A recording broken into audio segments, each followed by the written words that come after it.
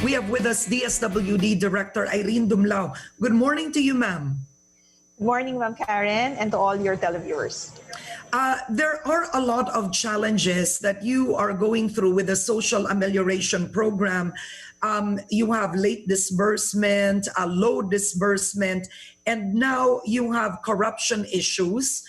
Secretary Anyo said last Monday, at least 183 barangay officials are being investigated for anomalies involving the SAP cash aid in certain areas. Let's start with that, Director Dumlao. What have you discovered?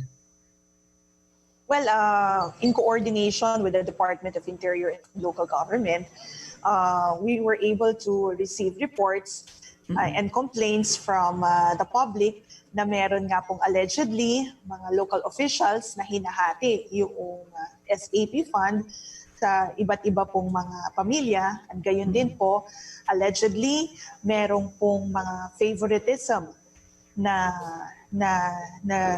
involved dito sa pag-identify ng mga target beneficiaries.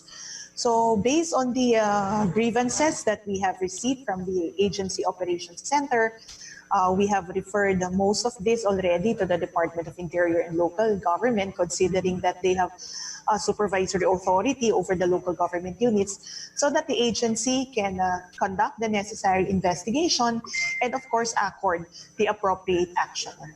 Okay. In the city of Manila alone, I think 46 barangay officials are being asked to explain on these alleged anomalies and the distribution of relief items. What went wrong in the process? I know that in the beginning it was very controversial because many people that needed were not in the list of the DSWD, correct? How did barangay officials, start to manipulate the list when the list is from the DSWD?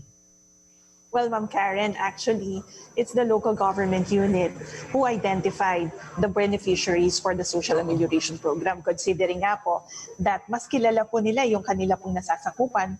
They know the circumstances and the situation of their constituents. That is why from the indicative number of target beneficiaries that we have provided to the LGUs, sila po yung mga nag-identify kung sino yung mga families belonging to the low income or the families whose members belong to the informal sector or whose family members naman po belong to the vulnerable. Oo. Pero Irene, kung ang local, ang lahat, sinabi po ninyo, ang local ang nag-identify ng nasa listahan ng DSWD. Because you remember one of the issues with DSWD is you were supposedly working with a 2015 census list. Do you remember that issue? And ang sabi po ng LGUs is marami ang wala sa listahan ninyo. If they identified it, then why weren't all included? Gaya nga po ng nabanggit natin previously, when we were conceptualizing the guidelines for the implementation of the SAP, and we made use of the listahanan in 2015 of DSWD, wherein meron po yung 15 million na mga households who belong to the low income. And then of course, we added a projection of population growth, which is equivalent to 3 million families. So we were able to arrive at 18 million target beneficiaries. And then this number was used, was a reference for the department to provide the indicative number of target beneficiaries for each municipality or city. And as we have mentioned, it's the local government unit who identified. But Ma'am Karen, with respect to eligible beneficiaries who were not included in the list of the LGUs, we were able to address that because we released an appeal system wherein eligible beneficiaries who were not included in the original list of the LGUs may appeal to their local social welfare development officers for inclusion in the program. And after the appeal, what's the timetable to, let's say, approving an appeal? Well, we've heard Secretary Roque mention in his press briefing a few days back that we will be providing SAP to additional 5 million beneficiaries. Okay. And this list will come from the eligible families who submitted their appeal. Okay.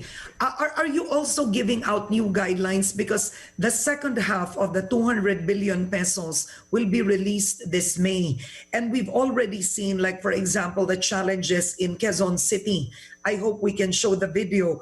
We saw that residents of Barangay Bagong Pag-asa, this was the Bagong Pag-asa elementary school situation wherein there was no social distancing.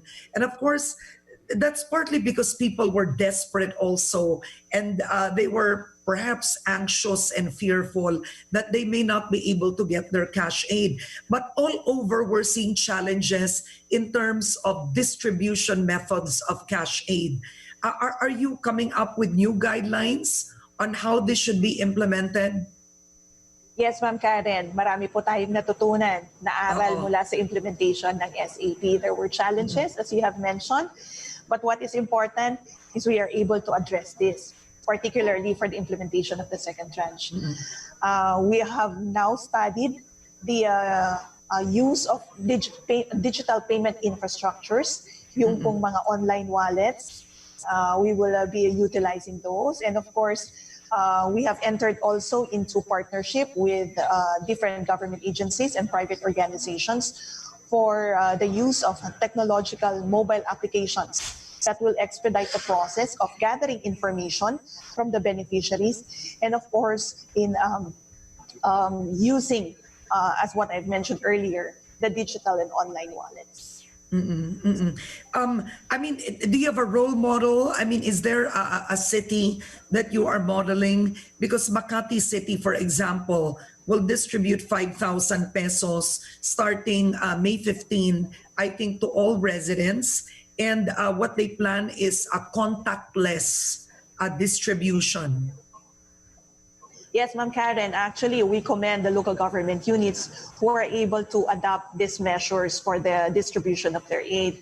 And ito nga po yung mga nabanggit ko na naging aral rin sa departamento para naman ma-emulate natin yung best practices of other local government units in delivering the aid to their constituents. And we have actually finalized some of our partnerships with different groups. And this afternoon, we will be launching one of the applications that we will be using. Oo. And wala po bang penalty, Director Irene, sa mga probinsya o lungsod na napakabagal mag-download? I've interviewed some governors the past few days, and they've downloaded something like 16% of the funds, some even below 10% of the funds. We have some at 20+% of the funds, when at the end of the day, people needed them yesterday. So is there a penalty of any kind for local government officials that have not yet downloaded funds at a certain point in time?